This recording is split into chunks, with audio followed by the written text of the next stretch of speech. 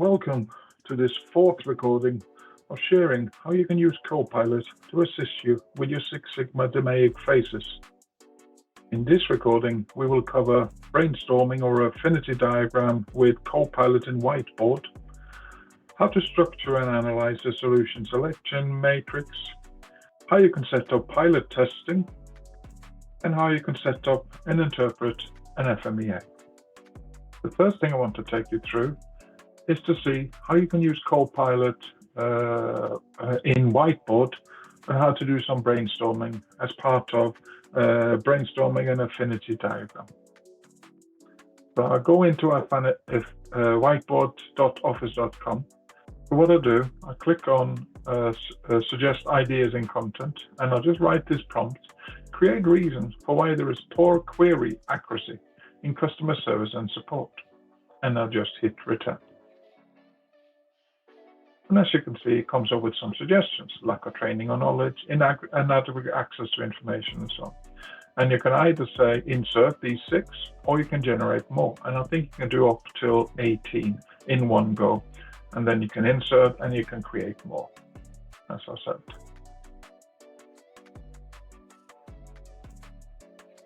And then I put insert. And there's 18 suggestions. And this is a great basis for when you go into your project team or what potential solution. These are ideas that you can then look at. You also have the thumbs up here where you can actually vote. If everybody has a couple of votes, they can say which one do they think is most sufficient based on their business and experience and knowledge. And that means you're doing a solution selection as well. So you can see what is the most prominent one. But what you can do with Copilot in Whiteboard is you can categorize it, and then it takes all them 18, and then it groups them into categories, which is great for when you're starting to structure the information and to understand what is the key themes in here. And then I click categorize. And as you can see, it has set it in under training, information, feedback, and system. And I can either say I'll just keep it, or I can regenerate it. But in this instance, I just want to keep it because it's a basis for discussion anyway. I'll give you that overview. In addition to that, what's advantage with Copilot, you can ask it to summarize it. Instead of you going around and thinking what is the common themes and things like that, you can ask Copilot to do it. And all you do, click on the Copilot sign and click summarize the content.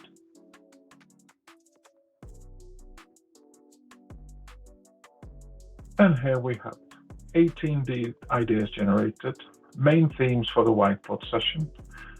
And as you can, when you go through yours with your project team and things like that, and they add their ideas, you can very quickly summarize it, and you can copy the component into an email, into a presentation, and you've got it. And all you got to do is say, I want to keep this information, and then there you have it. So next now, I want to show you how Copilot can help you with structuring an example of a solution selection matrix that evaluates and prioritizes potential solution based on predefined criteria and weights. So what I'm also including in the prompt is the information from the project charter for context.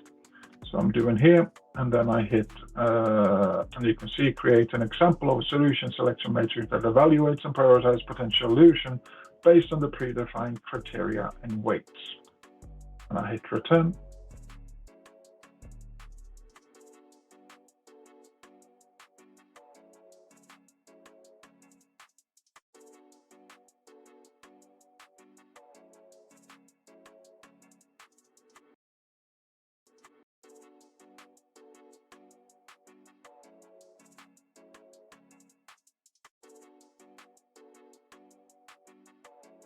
And here we have the information. It gives you the structure, how to set up the solution selection matrix, and weighing 1 to 10 and so on.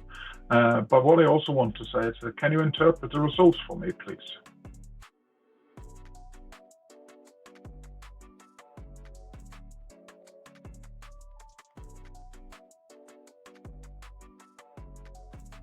And here we have it, solution 1, solution 2, and solution 3. And you can see that the AI tool integration has high scores for reducing the error rate and so on. And if you go back up and see AI tool integration, they have the highest, which are the most heavily weighted objectives, suggest that integrating AI tools could be very effective in meeting key objectives.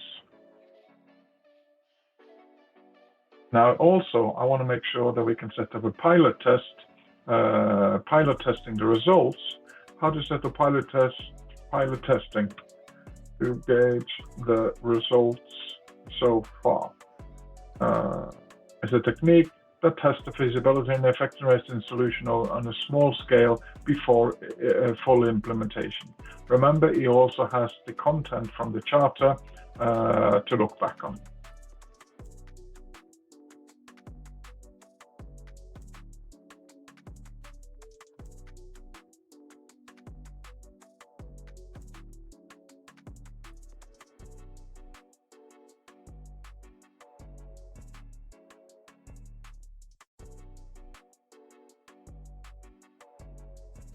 As you can see, it gives you a very structured overview. Define the objective, select the pilot group, design the pilot test, train the pilot group, and so on.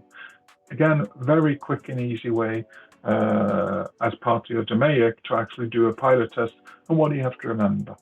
And you can have that as a best practice going forward and things like that.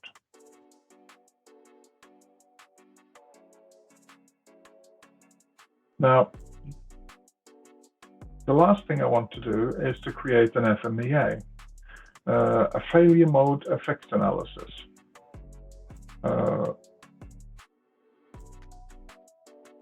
From the content that identifies and prioritizes the potential failures and risk of process or the product. So remember, he's already got the content from the charter.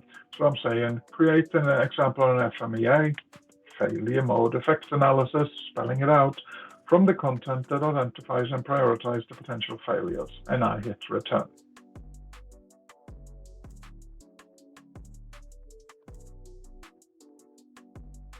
And he's put the information in, pulled it from the charter, optimized query accuracy and customer service and support.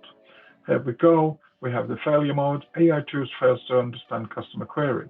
What is potential effect?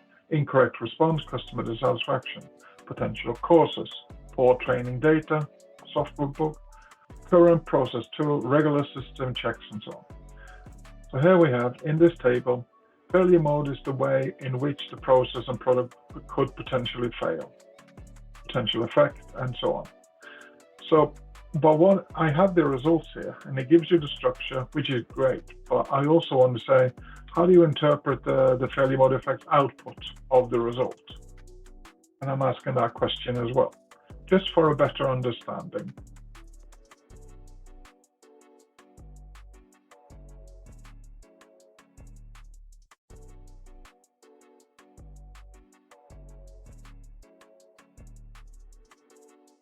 So the failure mode, the AI tools fail to understand customer query has the highest risk priority number.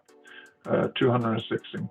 This suggests that this failure mode is the most critical and should be addressed first. So as you can see, it stack ranks it for you. It gives you the interpretation, so you don't even have to do that. But I would stress that you should assess it just to make sure that it's done, that it gives you the right calculation and the right information. So what we're saying is that the AI tool fails to understand customer query. That is the biggest one. It's 216 risk priority number versus the AI tool provides incorrect response, which also needs to be addressed and so on in this example. And that is improve.